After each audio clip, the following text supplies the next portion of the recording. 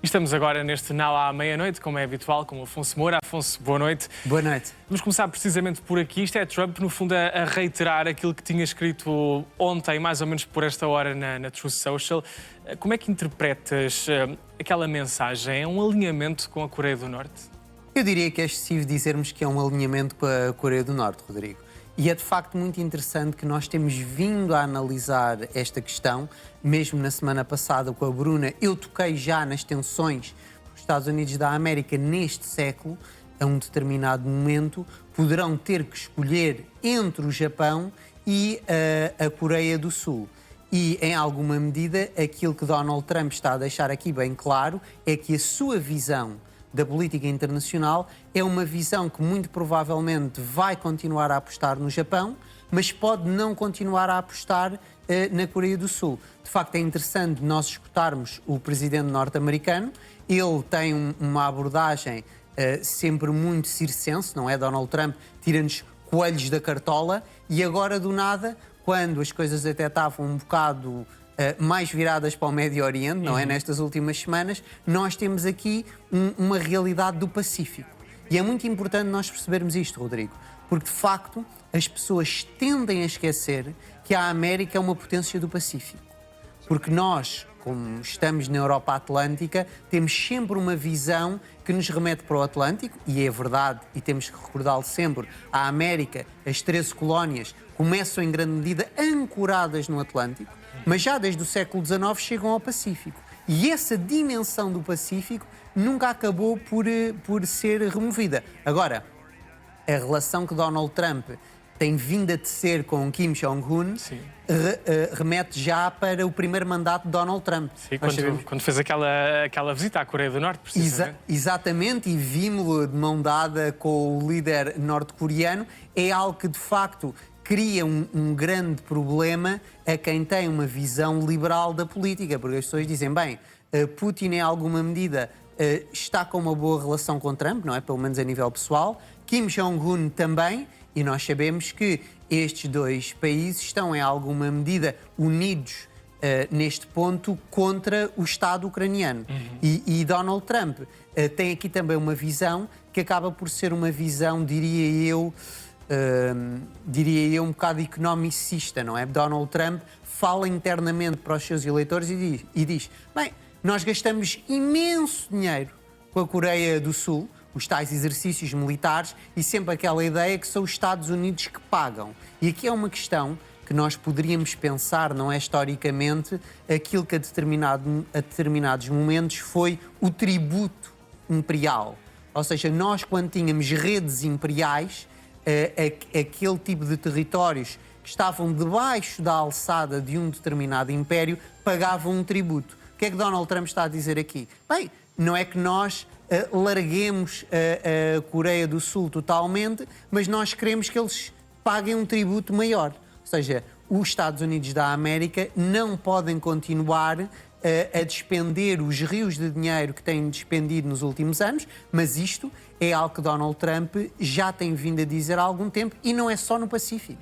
Também no contexto europeu, ele diz exatamente a mesma coisa, Rodrigo. Se nós formos pensar naqueles mágicos 5%, não é, da NATO, e nós falámos tanto sobre isso, essa insistência norte-americana que os parceiros europeus têm que pagar mais, Donald Trump entra aqui nessa lógica, mas é algo que de veras choca de frente com uma determinada sensibilidade cosmopolita. Exatamente. E aqui, nesta truce, de facto, Donald Trump começa com base na minha ótima relação com o Kim Jong-un, para depois chegar a essa parte económica. Vamos olhar já para uma reação, neste caso da Hillary Clinton, foi, enfim, sua opositora noutras eleições.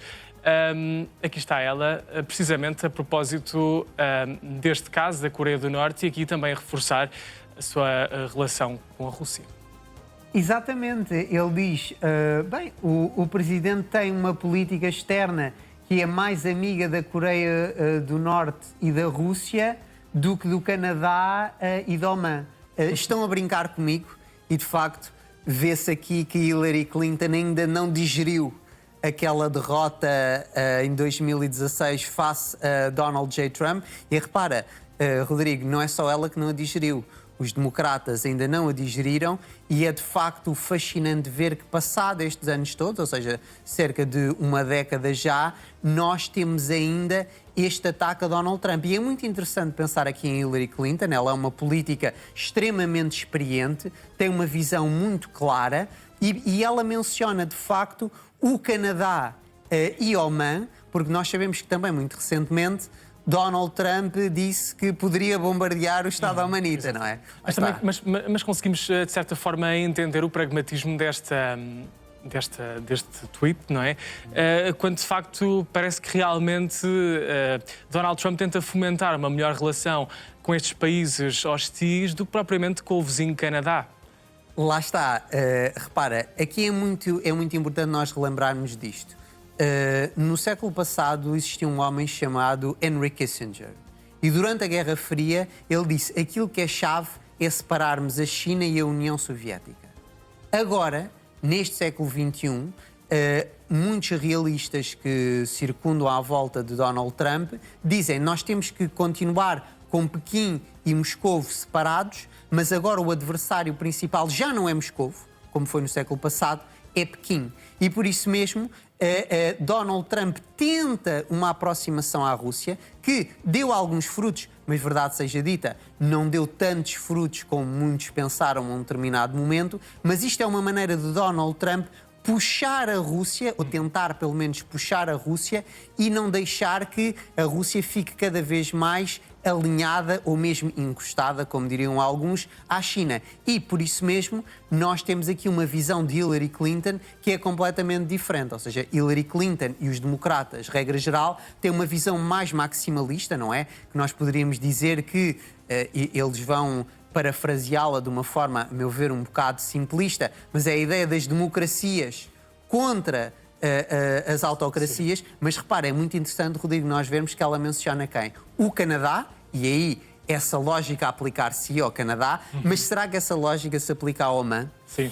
Se calhar aí não. Já é um bocado mais complicado. E aqui nós, de facto, vemos que quando nós analisamos ao detalhe toda esta questão, nós acabamos por reparar que existe aqui uma espécie de geometria variável, como os franceses costumam dizer. E Hillary Clinton, de facto, tem uma visão que é uma visão muito negativa da Rússia, como muitos outros no dito Ocidente, e acha que a pressão máxima tem que continuar a ser aplicada vis-à-vis do regime putinista. Agora, nós temos aqui uma situação que é uma situação que também tem que ser analisada com pinças. O que é que eu quero dizer com isto? Quando Donald Trump diz que vai bombardear o Estado omanita, quer dizer, isto é um bocado aquela atuação circense à qual Donald Trump já nos habituou. E as pessoas ainda tendem a levar tudo o que Trump diz a sério. Ou seja, Trump diz coisas sérias e diz coisas que não são sérias. Por exemplo, eu lembro-me no início deste ano,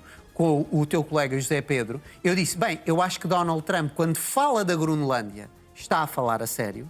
Quando está a falar do Canadá, não está a falar a sério. E nós temos que também saber navegar todo o discurso trumpista para perceber quando é que, de facto, as coisas podem ocorrer e quando é que Trump está só a dar um show. O problema é que depois entra aqui um bocadinho a história do Pedro do Lobo e já não se sabe, de facto, quando é que devemos levar a sério aquilo que diz Donald Trump. Temos a América a escolher o Japão em vez da Coreia do Sul. Trouxeste um mapa da região. Qual é a importância estratégica do Japão? Exatamente, Rodrigo. O Japão é, de facto, o país mais determinante e aqui a escala, os números são importantes para os telespectadores lá em casa. O Japão tem mais do que 100 milhões de habitantes e a Coreia do Sul tem cerca de 50 milhões. E por isso mesmo nós vemos já aqui uma ordem de grandeza. E vemos aqui, de facto, o mapa, que eu não sei se nós podemos meter a grande no ecrã, se calhar. Está também aqui ao nosso lado, se quiseres apontar. Exatamente, e agora os telespectadores podem ver no ecrã completo, e nós temos uma grande realidade do Japão, não é? No canto superior direito temos aqueles tais territórios disputados com a Federação Russa, e nós já tocámos nesta matéria na semana passada, e depois, ali mais a ir para a esquerda no ecrã, o mapa está em inglês, vemos ali South Korea, e entre a zona que está a branco do Japão e essa zona que está em cinzento da Coreia do Sul, temos Takeshima, não é? Aqueles rochedos que estão ali, que são administrados pela Coreia do Sul, mas que o Japão reivindica. E nós, de facto, percebemos ao olhar para a geografia japonesa que o Japão, em alguma medida, cria uma espécie de barreira ali que pode criar alguns problemas, não só um avanço russo como norte-coreano para o Pacífico, mas também, em alguma medida, para um suposto avanço chinês. E a administração de Donald Trump parece-me, em alguma medida, estar mais interessada em manter uma visão talassocrática, não é? Das potências marítimas. E o que é que nós constatamos? Que o Japão está, em grande medida, no mar, mas a Coreia do Sul não. Se nós virmos ali, nós temos a Península Coreana, não é? Depois da Coreia do Sul, temos a Coreia do Norte, aliás, que faz fronteira com a China, mas também com a Federação Russa, e de facto isto é uma medida de contenção para, se ocorrer alguma coisa, os americanos muito provavelmente com uma visão que seria a visão de Elbridge Colby, não é? Um homem importante hoje na diplomacia trumpiana e na cosmovisão deste novo realismo que nos chega desde os Estados Unidos, a Coreia do Sul poderá ter que ser necessariamente sacrificada. E repara como as coisas estão todas juntas, Rodrigo, porque de facto as pessoas falam muito, não é? Cada vez mais, desta importância da Coreia do Norte no conflito na Europa Oriental, não é? Que coloca em grande medida a NATO face à Federação Russa, e este realismo político de Colby e de Trump está de facto a separar as águas. Está a dizer, o Pacífico é uma coisa, o cenário europeu é outra coisa. Nós sabemos que a Coreia do Sul tem vindo aqui a tentar unir os dois cenários, mas até agora sem sucesso. Pois.